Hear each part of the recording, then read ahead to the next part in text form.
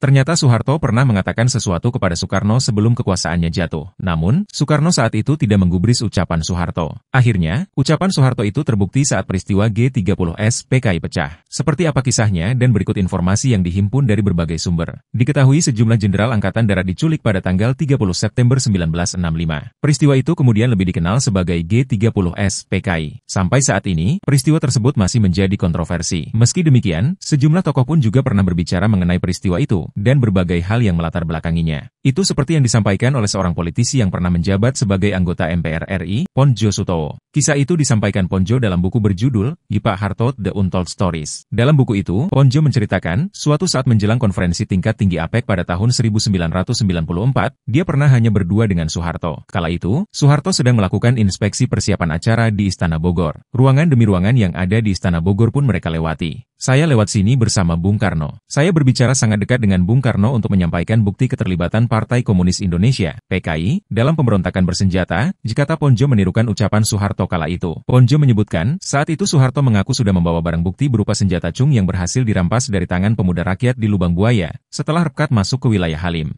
Bantuan senjata jenis ini dari RRC mengemuka ketika PKI mengusulkan dipersenjatainya kaum buruh dan petani sebagai angkatan kelima, ujar Pontjo. Saat itu, Presiden Soekarno dalam kondisi sangat berkuasa. Oleh karena itu, Soeharto pun berusaha meyakinkan Soekarno bahwa dirinya tidak bermaksud merebut pengaruh dan kekuasaan dari tangan Soekarno. Soeharto juga ingin menunjukkan bahwa PKI lah yang berada di balik semua itu. Pak, ini bukti bahwa PKI mengkhianati Bapak, kata Pontjo menirukan ucapan Soeharto kepada Soekarno. Bahkan, saat itu Soeharto juga sempat mengulangi kalimatnya kepada Soekarno. Dalam hati Pontjo pun bertanya-tanya tentang alasan Soeharto menceritakan masalah itu kepadanya. Yang pasti peristiwa itu menambah keyakinan saya bahwa Pak Harto sudah mengingatkan Bung Karno tentang pengkhianatan yang dilakukan PKI, tutup Pontjo.